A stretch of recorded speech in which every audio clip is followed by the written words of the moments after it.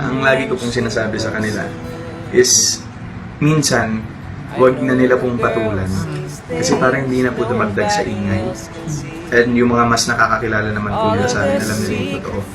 So hindi na po kailangang sabayan yung mga taong nanguhusga at kumukuha ng mga katotohanan out of somewhere or someplace na hindi nga po namin alam kung saan nanggagaling. Hello Captain fans! So bago muna tayo mag-update mga kasambreros ha, nakikiramay po tayo sa pamilya ng ating Pinoy superstar mga kasambreros na si Mama Nora Honor po, no?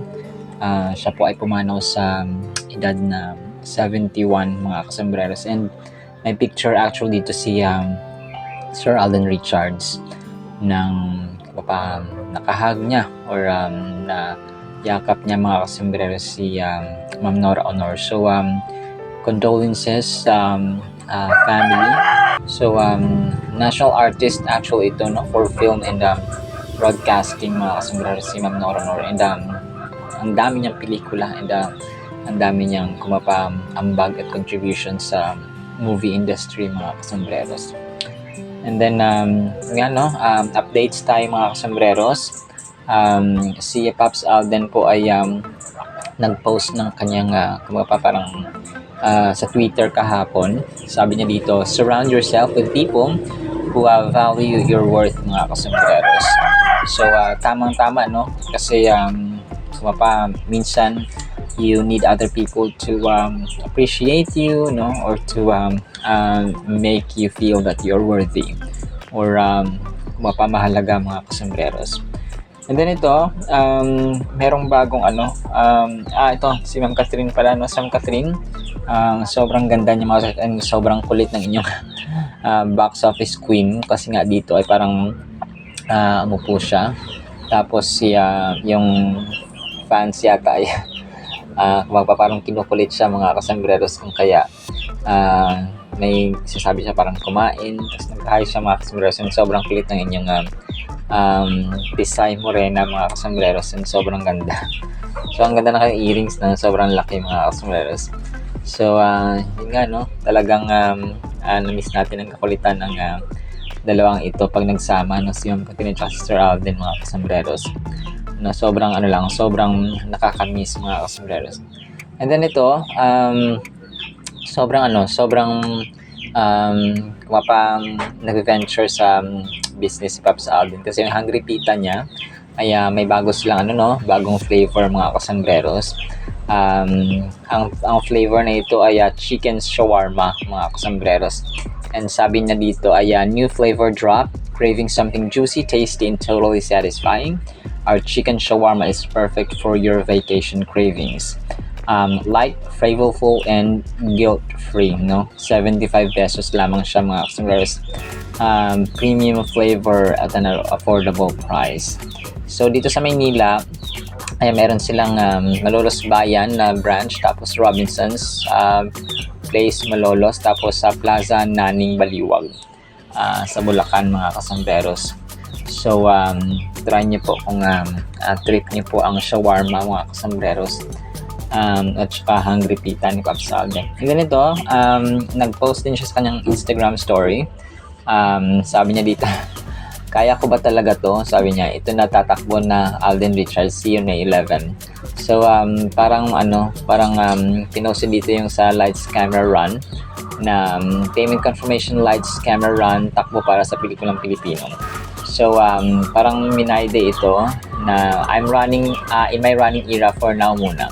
So parang may in-invite si Pops Alden na tumakbo, tapos nakabayad niya yata siya, kung kaya tapos parang natatawa siya kung kaya niya ba talaga ito mga kasambreros.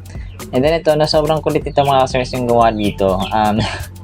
Sabi niya kasi dito parang gumagawa lang ng endorsement si Ma'am Catherine. So ikaw dyan ay relax ka muna dyan at saka mag-party, sabing ganun. So kasi nga di ba umattend si Pops Alden ng binyag. So sabi nito, wow, wild. Kasi nga nag-videoke si Pops Alden mga kasambreros. Nag-videoke at saka napailang kanta pa siya, kasi kanta is life mga kasambreros. And then ito, although medyo medyo matagal, anong April first week yata ito. Sinabi niya, parang nag-remind siya dito na parating sinasabi niya na minsan wag nating wag lang patulan para hindi na dumagdag sa ingay yung mga issue, no, tungkol sa kanya and sa ang pinakamalaga daw ay yung mga taong nasa paligid niya at saka nagbibigay ng value sa kanya mga kasosas what he has posted sa kanyang Twitter account. Alright, salamat po sa ating Catherine items and once again condolences sa family ni Ma'am Nora Honor. Sana po ipakinggan po natin ang Word of God. At para po sa ating Word of God mga kasamaras ay sobrang ganda po nito. Sabi dito, may mahirap ba? Wala.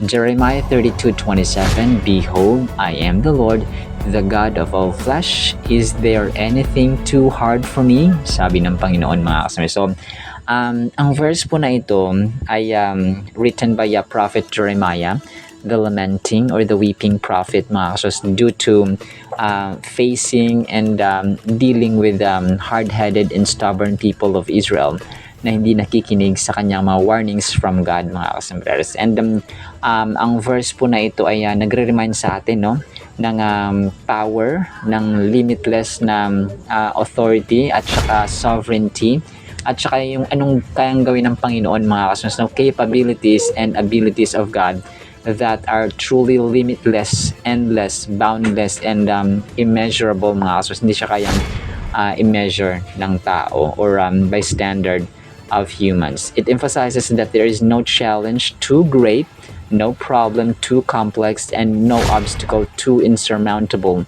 for God to overcome. So, lahat posible. God is breaking that norm sa tao na may imposible, pero sa kanya po ay wala. Actually, yung isa sa mga gusto niyang gawin ay making impossible things possible so that people will believe. Ang tao kasi hindi maniniwala na powerful ako. Kung nagawa ko to na imposible para sa atin ay nagawa ng Diyos. So, sometimes God is working or doing miraculous and amazing things. Yung impossible things, ginagawa niyang possible so that mas marami pang tao ang maniniwala. Ano kasi mga tao to see is to believe. Okay? Pag faithful tayo at saka anak tayo ng Diyos, dapat baliktad sa atin. To believe is to see. Kailangan maniwala muna by faith in God, tapos saka natin makikita yung amazing works ng Panginoon.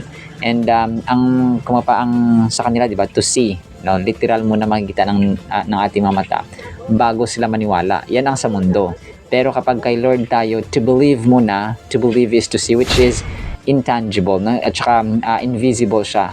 To believe, no, maniwala muna by faith bago tayo makita ng amazing works ng Panginoon. And ang verse po na ito ay nag-highlight ng idea na ang Diyos po natin ay omnipotent. Ibig sabihin, all-powerful siya mga sombreros, and able to do all things and accomplish anything that He wills mga sombreros. So lahat ng nanaisin ng Panginoon wala makahadlang kahit na si Satanas mga kasos. This verse instills us a sense of awe and reverence for God's sovereignty and ability to work miracles in our lives.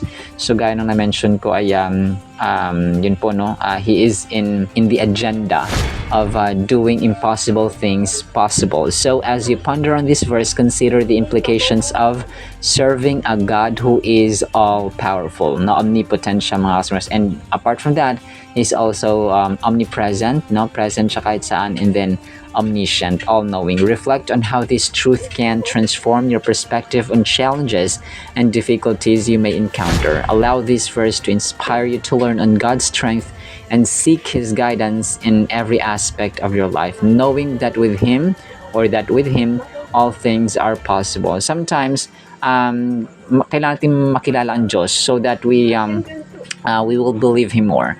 Ang isang tao, hindi mo malalaman na kaya niyang gawin ito kapag hindi mo siya kilala. Tama? By seeing a person, kunwari stranger siya, no? Tapos first time mo lang siya nakita, no? Hindi mo pa siya nakilala na kaya niyang gawin to. Na kaya niya palang gawin ito. Magaling pala sa drawing. Matalino pala sa math. Magaling pala sa English. Magaling pala sa analyzation. And scientist pala to. So, kapag mas lalo mo nakikilala or mas lalo natin nakikilala ang Diyos every single day, through reading His Word, no, through experiencing His miracles, araw-araw natin na-experience, ay mas lalo tayong ma-amaze at mas lalo natin makikilala. And that's actually one aspect, one technique, one strategy na dapat nating ginagawa araw-araw, no? Knowing and reading His Word, mga customers, no? Technique yon, strategy yon, na kumaga pa mas lalo tayong magtitiwala, kaya palang gawin ni Lord to, no, kaya niya palang gawin to. So the verse contains phrase, I am the Lord. So parang sasabi niya, I am the Lord, the God of all mankind, no. Nag-establish ito ng God's sovereignty and His personal relationship with humanity by stating, is anything too hard for me, no? Merong bang mahirap para sa akin or napakahirap para sa akin, no? It's a big insult kapag sabihin natin, hindi kayang gawin ng Diyos to, hindi kayang gawin ng Diyos yan, hindi kayang ng Diyos. No? So it's a big insult, na insulto actually ito, na kapag nagagalit ang Panginoon, no? Remember natin yung time ni Moises and then yung mga tao sa wilderness, kasi parang kinu-question nila na kaya bang magpadala ng Diyos ng pagkain sa wilderness, kaya ba niya magpadala ng tubig, kaya niya bang i-save ang kanyang mga tao. So it's an unbelief, no? Unfaithful, or kumaga pa hindi sila nagtiwala sa Panginoon. That is why 11 days lang sana nilang mararating ang Canaan, ang promised land, ay ginawa ng Diyos na 40 years. No, grabe, no, from 11 days to 40 years. So ang laki ng agwat talaga, mga kaso. Siguro matanda na yung iba doon na bago nila narating, and hindi pa nila narating mismo at experience, kasi nakadungaw lang sila doon. Si Moises, mga kaso, nakadungaw lang siya doon sa promised land, and then hindi pa niya hindi pa sila mismo nakarating doon, no? Yung team pa or yung mga members pa ni Joshua na nag-take over ng kanyang leadership. So yun po, no? So ang gagawin po natin ay we have to believe and we have to trust the Lord na walang mahirap para sa Kanya. So kailangan paniwalaan natin yon as we live every single day, kasi walang mahirap sa Kanya. May mahirap ba? Wala, mga kasambreros. Alright, so naman po in the meantime, nawa po ipagpalain po tayo ng pag-ibig, pananampalataya at pag-asa in the mighty, holy, sweet, magnificent, powerful God. And everyone said, Amen and Amen. See you next time po, mga sombreros, and paalam po.